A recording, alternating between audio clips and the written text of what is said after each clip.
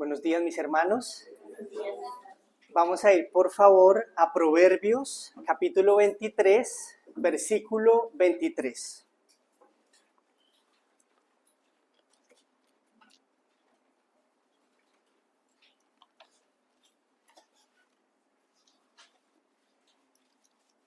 Proverbios, capítulo 23.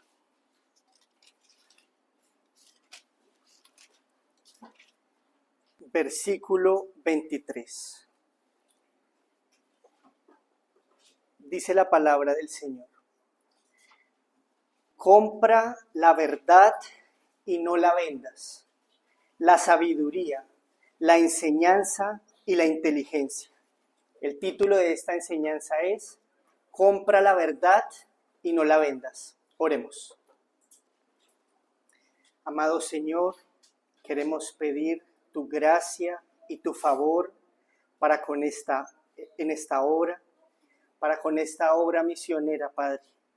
Danos, por favor, de tu verdad, danos de tu sabiduría, de entendimiento, de inteligencia, Señor, para conocerte, para agradarte, para estar cerca de ti. Y permítenos que al hacerlo por tu gracia, compremos esta verdad y no la vendamos. Ayúdanos a hacerla nuestra, Señor. Hazla viva en nosotros por la obra de tu Espíritu. En Cristo lo rogamos. Amén. Bueno, mis hermanos, no se necesita un razonamiento muy profundo para reconocer que la verdad y el error son totalmente opuestos. Son opuestos tanto en su naturaleza como en el fruto o el resultado que estos generan. Hace 8 días estudiábamos que el resultado de la verdad es la santidad. Es que la iglesia se consagra más y más al Señor. Ese es el resultado de la verdad. Y hoy, que estaremos considerando el error, veremos que su resultado es la impiedad, es alejarnos más y más de Dios. Por ejemplo, cuando una persona es impactada por la verdad lo va a humillar, lo va a compungir, le va a dar arrepentimiento de sus pecados y la verdad lo va a llevar al Señor Jesucristo. Ese es el fruto de la verdad. Pero cuando el error es el que afecta el corazón de una persona, esta persona se va a enorgullecer, se va a engrandecer. El error le va a justificar los pecados y le va a decir: siga viviendo en esa mala manera de vivir. Recordamos las palabras de nuestro Señor Jesucristo: santifícalos en tu verdad, tu palabra es verdad. La verdad de Dios en sus santas escrituras, lo que veremos allí, si el Señor nos da gracia, nos veremos como pecadores, que estamos heridos, que estamos mal. Y justamente esa palabra nos permite ver nuestra condición para sanarnos, para ayudarnos y para llevarnos a Cristo. El error no lo va a hacer así. El error lo que va a hacer allí es debilitar nuestra conciencia. Nos va a alimentar el ego y va a hacer que sigamos viviendo en nuestra concupiscencia. Aprendíamos hace 8 días que la verdad de Dios es fundamental para la iglesia. Ella es la que nos santifica, la que nos guarda. La verdad de Dios es por la que vienen esos frutos espirituales que el Señor quiere producir en nosotros. Por la verdad de Dios conocemos el camino por el cual podemos ir al Señor. Así que la iglesia necesita tener la verdad y no venderla. Pero el error, vamos a considerarlo como un veneno dañino para nuestra alma. El error viene a dañar nuestra mente, nuestro corazón. El fruto del error no es nada bueno y este nos va a presentar otros caminos diferentes de la verdad, pero estos caminos todos conducen lejos de Dios. Por lo tanto, la iglesia tiene que cuidarse del error doctrinal y tenemos que esforzarnos en ser columna y baluarte de la verdad. La iglesia en su conjunto debe ser esto.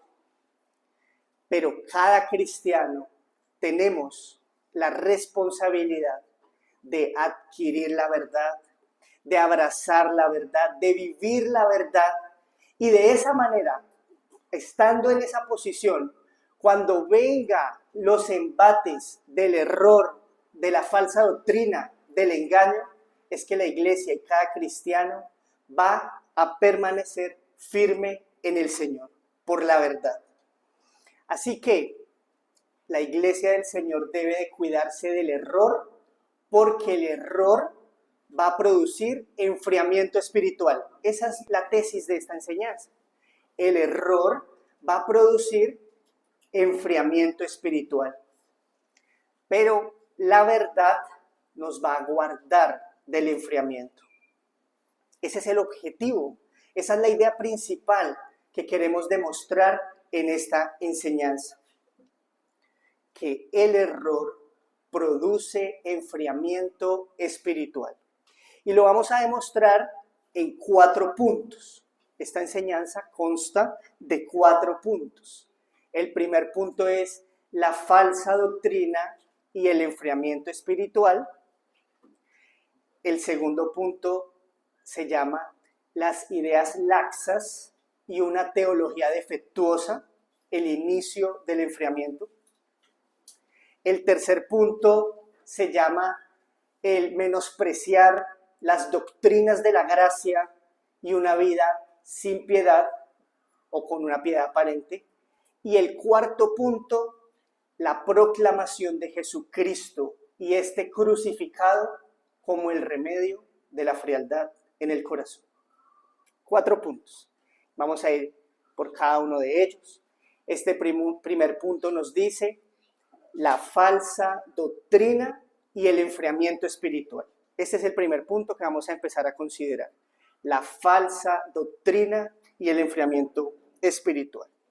Oseas 4:6. Si quiere acompáñame. Oseas 4:6.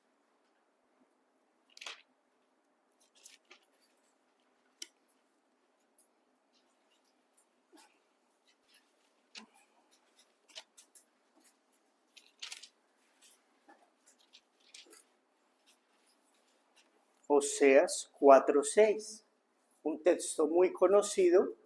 Vamos a leer la parte A.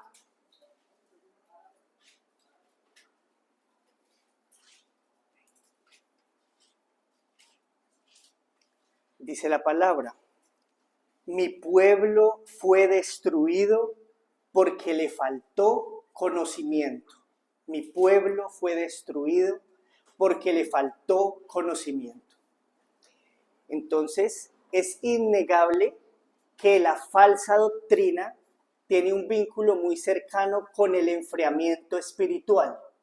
Cuando alguien abandona la verdad de Dios, se aleja de la verdad de Dios, empieza a enfriarse en su corazón para con el Señor. Su vida espiritual empieza a marchitarse y su vida cristiana como que se estanca, como que no puede caminar. Eso es lo que ocasiona el abandonar la verdad de Dios.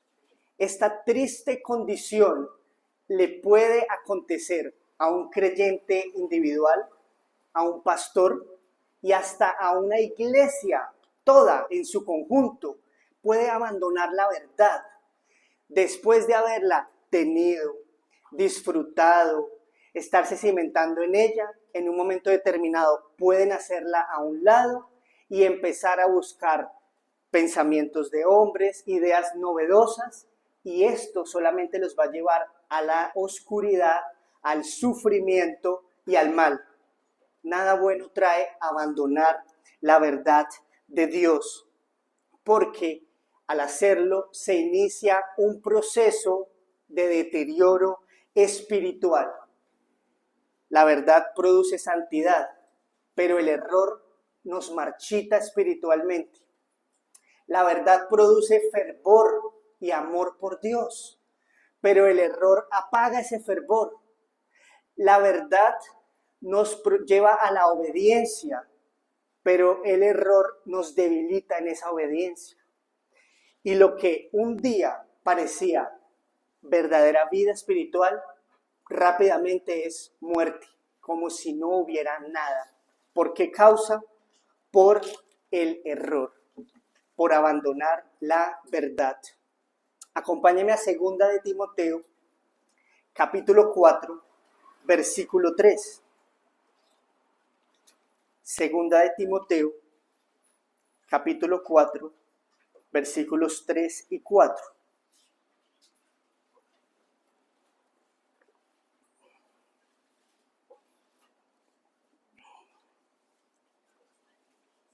Segunda de Timoteo, capítulo 4, versículos 3 y 4.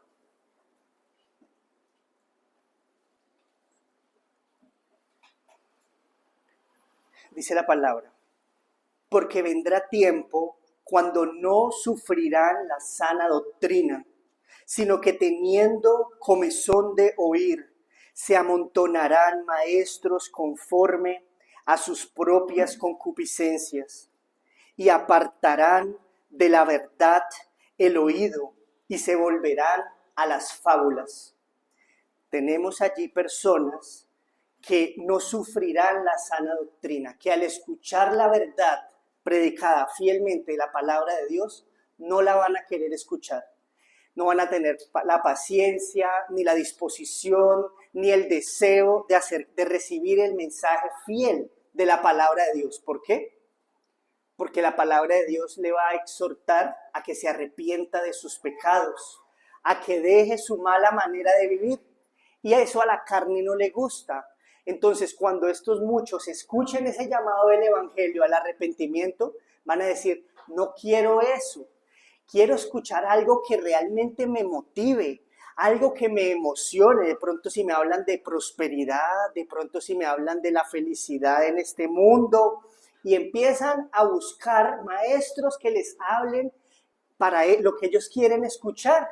Y el pasaje nos dice que los buscaron y los encontraron, porque dice que se amontonarán maestros conforme a sus propias concupiscencias, y apartarán de la verdad el oído.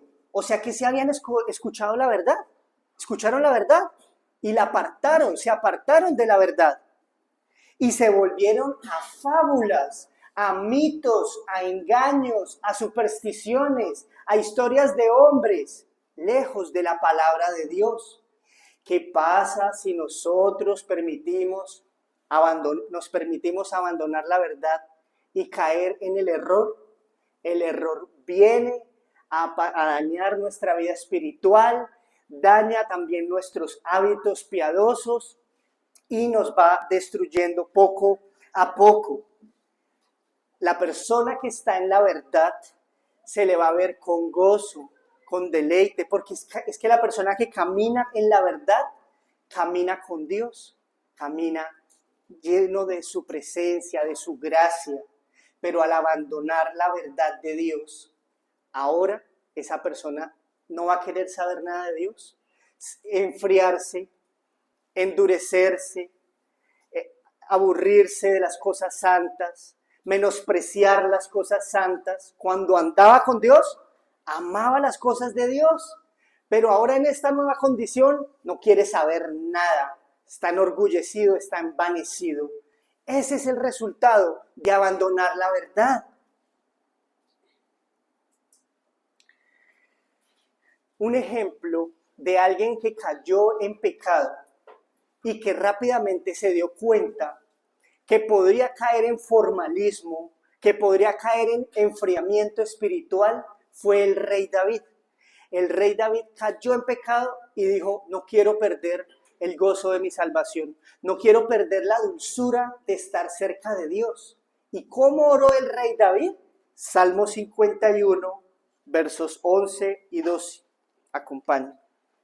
Salmo 51,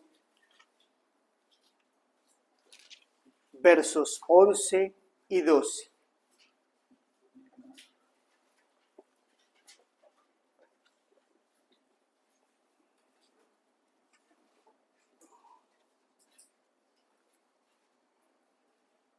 Salmo 51, versos 11 y 12.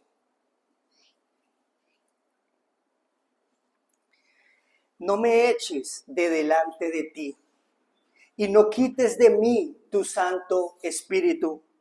Vuélveme el gozo de tu salvación, y espíritu noble me sustente. David es un buen ejemplo de alguien que, aunque cayó en un pecado grave, no se quedó allí. No se dejó alejar de Dios, enfriar, endurecer e ir por el camino malo. Inmediatamente fue y se humilló delante de Dios y le pidió: ayúdame, Señor, restáurame, perdóname, no quites de mí tu Santo Espíritu. Permíteme seguir disfrutando de tu dulce comunión, Señor. Y el Señor le respondió, porque ante ese clamor, entonces hay perdón de pecados, hay un verdadero arrepentimiento y se renueva el fervor. Así que eso es lo que deberíamos hacer, seguir el ejemplo de David. Pero en la Escritura tenemos otro caso que quería presentarles, el caso contrario. Una iglesia que se dejó enorgullecer, que se sentía demasiado suficiente. Ahora estamos hablando de una iglesia, no de un creyente individual. Pero esta iglesia se enorgulleció tanto que Dios la llamó tibia y que la iba a vomitar de su boca porque a Dios le desagradaba eso. Apocalipsis capítulo 3, versículo 15 al 17.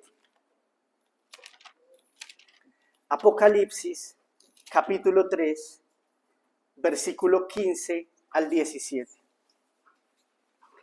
Es la iglesia de la Odisea.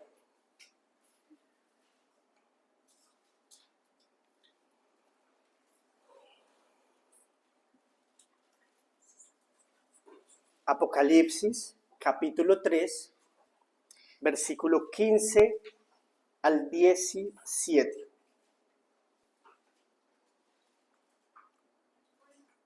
Dice la palabra: yo conozco tus obras, que ni eres frío ni caliente.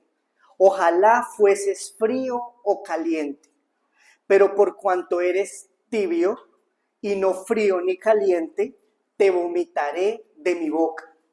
Porque tú dices: yo soy rico y me he enriquecido y de ninguna cosa tengo necesidad. Y no sabes que tú eres un desventurado, miserable, pobre, ciego y desnudo. Esta iglesia se dejó envanecer, se llenó los razonamientos en su mente era: soy rico, me he enriquecido, no tengo necesidad de nada, ni siquiera de Dios. Entonces, al ser autosuficiente, Dios se alejó de ella y se desagradó. Dios estaba desagradado con esta iglesia por ser tibia. Las advertencias de Dios venían a esta iglesia y esta iglesia no los recibía, no los escuchaba. Esta iglesia estaba cómoda en esa situación, se sentía que estaba muy bien, se sentía que estaba muy segura consigo misma. Esta iglesia estaba engañada, estaba llena de soberbia espiritual y tenía una peligrosa indiferencia frente a la gracia de Dios.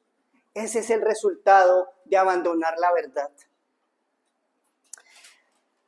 Tenemos entonces que creyentes, iglesias, pueden o podemos, es el peligro que corremos todos, abandonar la verdad y seguir el error.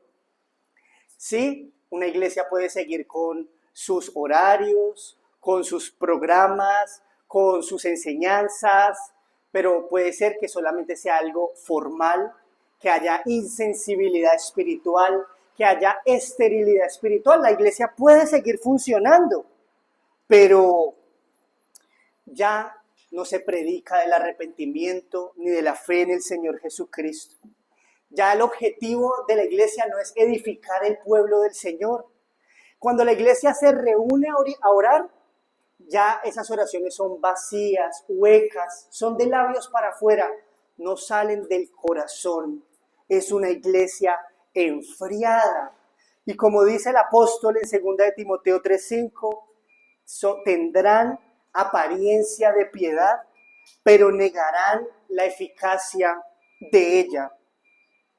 Así que, estimados hermanos, estas realidades de abandonar la verdad, de enfriarse, de olvidarnos del Señor, no son para que nosotros las miremos allá afuera, en otras iglesias, en otros lugares, sino que la realidad es para que nos miremos a nosotros mismos. ¿Estamos nosotros en esta condición? ¿Estamos nosotros fríos o estamos nosotros alejándonos del Señor? Miren que la Escritura habla del enfriamiento espiritual. La Escritura habla de la apostasía, pero no nos la habla como a otros o como que eso ya pasó hace tiempos. Son peligros reales que nosotros hoy en esta obra misionera podemos estar corriendo. Así que el Señor nos la está mencionando para que estemos atentos, para que veamos que es una advertencia real, para que tengamos temor reverente de Dios y clamemos para no caer en el enfriamiento ni en la dureza de nuestro corazón. El error es terrible, estimados hermanos. Marchita, enfría, endurece. Miremos con la ayuda de Dios en la Escritura cada uno de nosotros y comprobemos qué hay en nuestro corazón. Frialdad, pereza, esterilidad. Si eso es así, una posible causa, como lo hemos pensado en otras enseñanzas, una posible causa es que hemos permitido que el error entre a nuestro corazón y nos dañe el corazón, nos dañe la mente. El error causa enfriamiento espiritual, pereza espiritual y esterilidad espiritual. El error. Necesitamos luchar contra el error. Vamos entonces a hacer uso diario y continuo de los medios de gracia. La palabra de Dios es la verdad. Necesitamos estar en oración continua para que el Señor nos enseñe su verdad. Y también tenemos las reuniones de la obra, de la congregación, donde estamos juntos orando y buscando al Señor y aprendiendo de la verdad. Y con estos medios de gracia, entonces el Señor nos guarda del error y del enfriamiento. Que el Señor nos ayude a valorar su verdad, no solamente como un conocimiento intelectual, sino realmente como ese alimento vivo para nuestra alma. Ese sería el primer punto. El segundo punto, ideas laxas y una teología defectuosa. Ideas laxas y una teología defectuosa. Hebreos 2:1.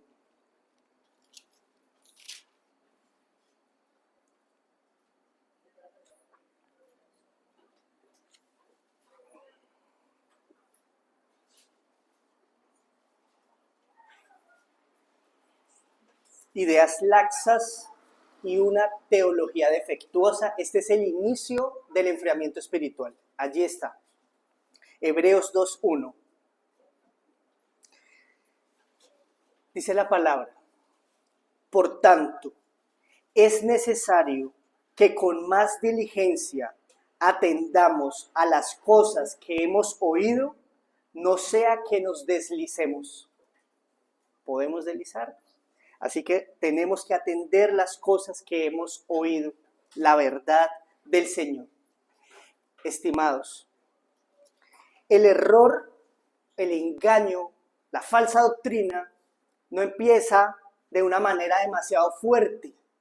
No viene como algo demasiado grande, como una herejía directamente, sino que a la verdad el error entra a nuestras vidas de manera sutil, de manera pequeña. Es un proceso que va haciendo devaluaciones de la verdad, va menguando la verdad y va enfriando a medida que va afectando la verdad. Poco a poco va enfriándonos también, poco a poco, como individuos creyentes y como iglesia en general.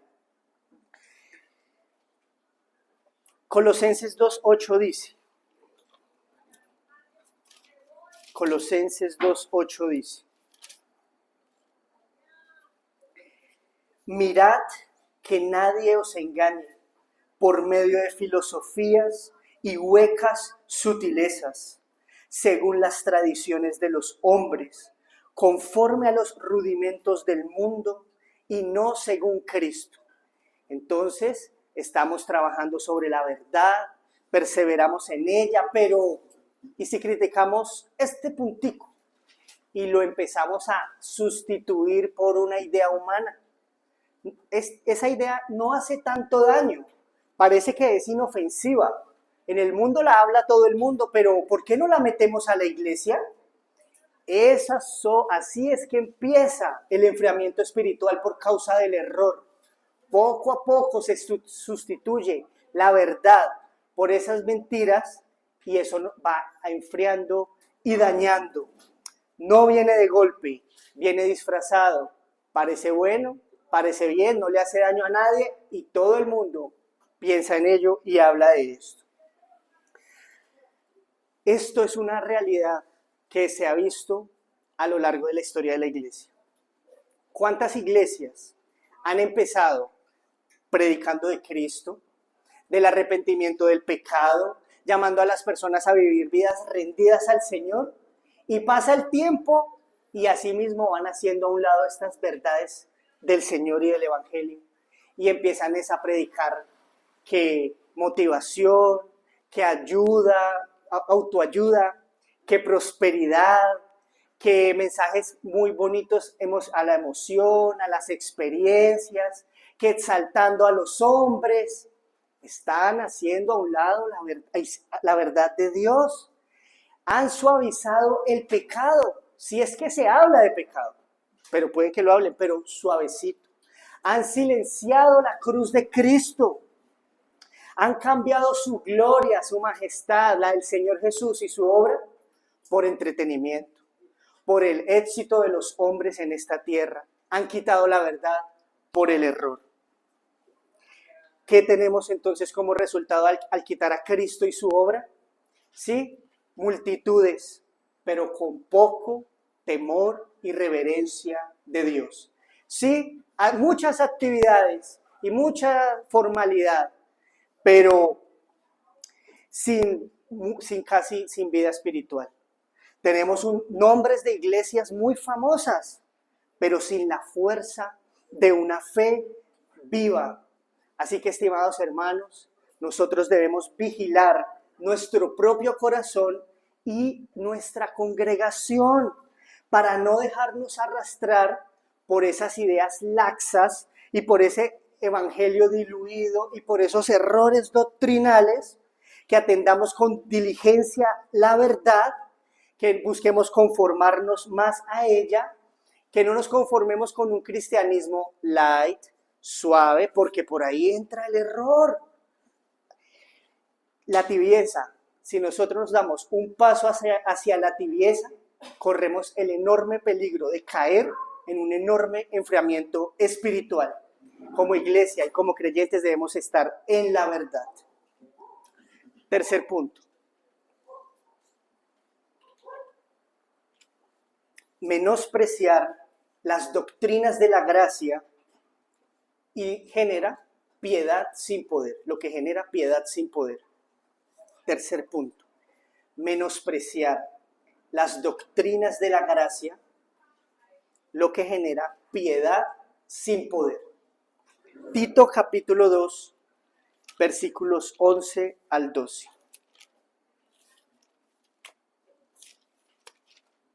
Tito capítulo 2, versículos 11 y 12.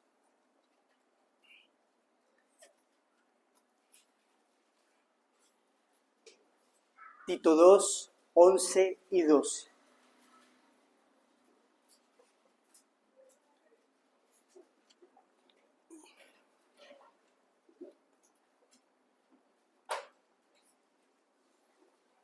Dice la palabra: porque la gracia de Dios se ha manifestado para salvación a todos los hombres, enseñándonos que, renunciando a la impiedad y a los deseos mundanos, vivamos en este siglo sobria, justa y piadosamente.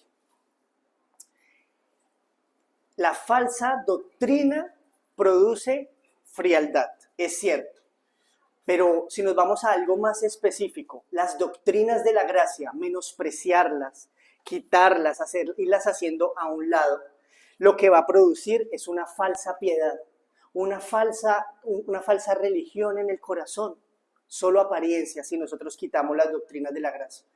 Porque nosotros, al hablar de las doctrinas de la gracia, no estamos hablando de cualquier cosa. Estamos hablando de cómo es que Dios obró la salvación para el perdido.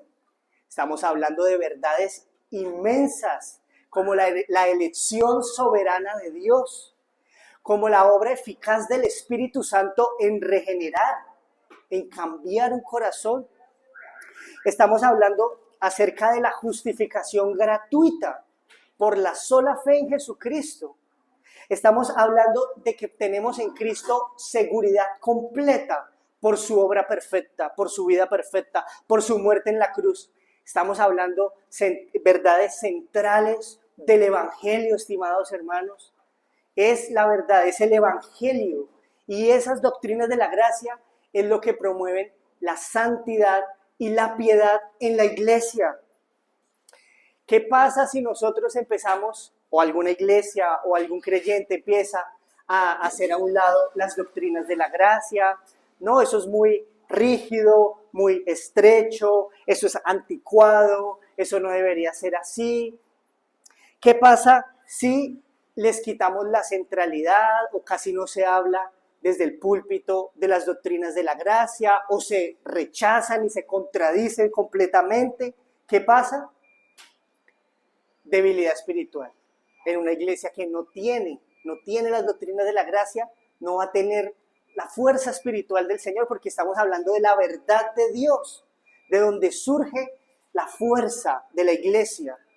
Miren, una iglesia que establece sus cimientos sobre las doctrinas de la gracia va a resistir firme cuando venga el engaño, el error. Y además, esta iglesia va a tener piedad verdadera.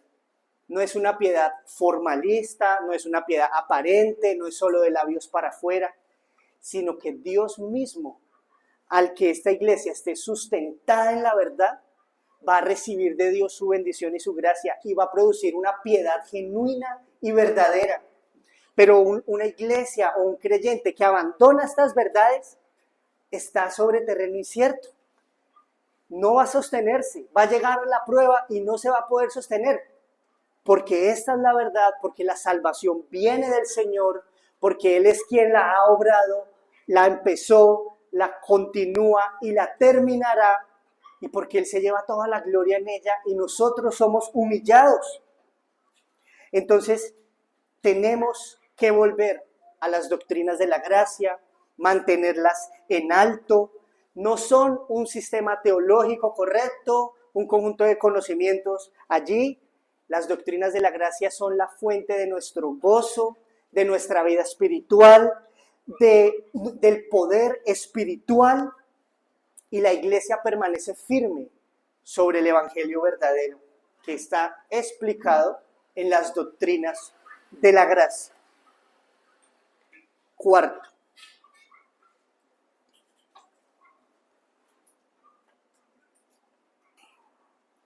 la predicación de Cristo crucificado, el remedio para la frialdad espiritual. La predicación de Cristo crucificado, el remedio contra la frialdad espiritual. Primera de Corintios 2:2.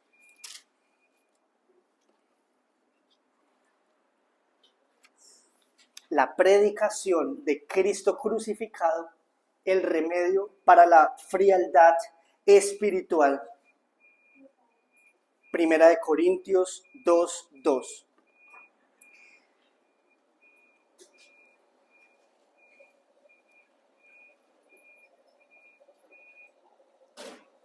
Dice la palabra: pues me propuse no saber entre vosotros cosa alguna, sino a Jesucristo y a este crucificado. ¿Cuál es el modelo que el apóstol Pablo nos deja de su predicación, que él le hablaría a las iglesias de su tiempo, pero que desde la verdad bíblica la iglesia del Señor debe proclamar y vivir? Jesucristo y este crucificado. ¿Qué pasa cuando la iglesia empieza a correr a Jesucristo, la majestad de su persona, el perfecto, el bueno, el justo, y empieza a menguar de hablar de su obra de redención en la cruz del Calvario? Está quitando del centro la verdad del Evangelio, reemplazándolo por cualquier otra cosa.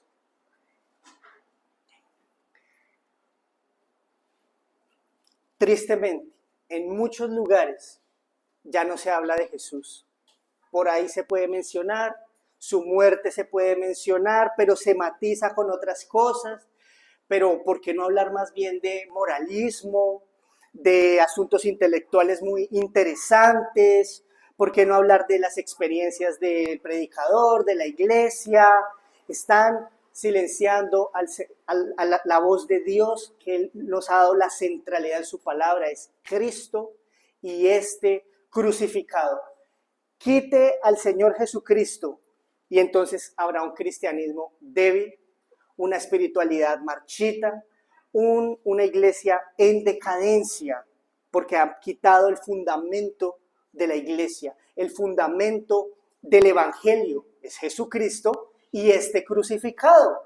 Él es el corazón del evangelio. En Él está la vida. Él nos mantiene lejos del enfriamiento espiritual. Él nos mantiene lejos del error. Pero ¿y si lo quitamos de la iglesia? ¿Y si lo quitamos de nuestros corazones? Entonces, ¿qué va a llegar? El enfriamiento, el vacío a nuestro corazón y muchas cosas malas.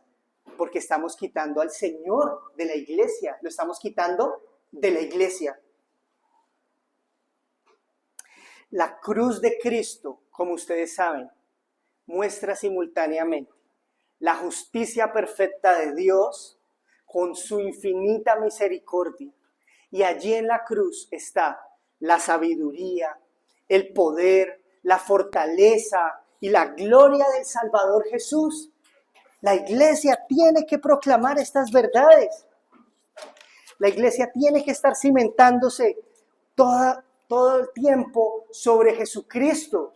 La iglesia tiene que proclamar, como dice Apocalipsis 5:12, el Cordero que fue inmolado es digno de tomar el poder, las riquezas, la sabiduría, la fortaleza, la honra, la gloria y la alabanza. La iglesia de Cristo tiene que cimentarse en Él, en su obra en la cruz del Calvario, volver a llamar y seguir llamando al arrepentimiento a los pecadores que crean en Él. Y bajo esto, que es lo que hace eficaz el Evangelio, es que vamos a poder ver entonces nuevos nacimientos. Es que vamos a poder ver entonces una iglesia que se edifica, que es transformada por el poder de Dios, que va caminando más y más a la imagen de Jesucristo. Él es el centro, Él es la roca, Él es lo primero, Él es lo más importante. Entonces, la iglesia del Señor debe seguir ese sendero y no poner otro fundamento, no poner otra cosa en primer lugar. Que lo que las personas quieren escuchar, que quieren escuchar cómo pueden ser exitosos, cómo sentirse felices, cómo mejorar sus emociones. Esto, sí, muy bonito, la elocuencia, la retórica, muy bonito, atrae a muchos. Eso no salva a nadie, eso no edifica a nadie. No está el Espíritu de Dios allí, porque no está el Evangelio, no está Cristo, no está su obra en la cruz. Entonces, no va a haber salvación y no va a haber santificación. La iglesia debe establecerse en Cristo y este crucificado. La iglesia debe establecerse en la verdad de que Dios es soberano para salvar, de que la salvación es por gracia, por medio de la fe sola en Jesús el Hijo de Dios, que esa es la verdad que nos muestra la sola Escritura, y que nosotros pecadores necesitamos humillarnos bajo su poderosa mano, y que por la fe en Él nos da el regalo inmerecido de la vida eterna. El Espíritu aplica esas verdades, nos hace rendir ante Jesucristo, y Él es nuestro Señor y Salvador. Entregamos nuestra vida a Él. Él nos da la vida verdadera. Esas son las doctrinas de la gracia. Eso es lo que habla la Escritura en cuanto al Evangelio. Esa es la verdad de Dios. Querida iglesia, compre la verdad y no la venda. Adquiérala. Esfuércese en mantener en ella. Abrácela. Vívala. Aunque eso tenga el costo que tenga. Iglesia, necesitamos la pureza doctrinal. No es un lujo, es el medio que Dios nos dio para que en nosotros se despierte verdadero fervor, verdadera piedad, santidad, sin la cual nadie verá al Señor. No menospreciemos la verdad, no menospreciemos la pureza doctrinal. Si lo hacemos, empezamos a caminar hacia el error, le abrimos la puerta al error. El error puede venir y nos puede dañar, nos puede apagar, nos puede enfriar, nos puede dañar. Que el Señor nos ayude a mantener en la verdad, que la verdad del Señor nos santifique, nos limpie, nos ayude a hacer luz en medio de una generación maligna y perversa. Es su verdad, es Cristo. Y en este mismo sentido, entonces, hago el llamado a aquellos que no conocen al Señor, aquellos que no han entregado su vida al Señor Jesucristo. El Señor dice, conoceréis la verdad y la verdad los hará libres. ¿Quién es la verdad? Es Jesucristo, no es una religión, no es una formalidad de ir a la iglesia cada 8 días, no es algo aparente, es Jesucristo. Usted necesita tener un encuentro personal con el Salvador Jesucristo, entregarle su vida, reconocerse pecador, humillarse delante de Él y creer en Él para que Él le salve, le perdone, le dé vida nueva. Usted recibirá en Cristo la vida y la luz de Dios. Vaya a Cristo, crea en Él, que Él sea su Salvador. Oremos. Señor bendito, gracias por darnos tu verdad. Gracias por darnos tu palabra. Señor, te rogamos que tú nos ayudes a amar a Jesús, su obra en la cruz, tu verdad en tu evangelio, Señor. Tú apliques estas palabras a nosotros para que busquemos la verdad, Señor, abracemos la verdad. Bendícenos para caminar cerca de ti, Señor, agradándote en todas las cosas. Salva, Señor, a aquellos que están con nosotros, que no te conocen. Dales gracias, Salvadora. A tu pueblo edifícalo, Señor, y ayuda a esta pequeña congregación a estar en la verdad, a permanecer firme en la verdad. Danos gracia para ser un pueblo que te honra, que te da gloria. Señor Jesucristo, eres el Cordero inmolado que merece nuestra adoración, y en tu nombre hemos orado. Amén.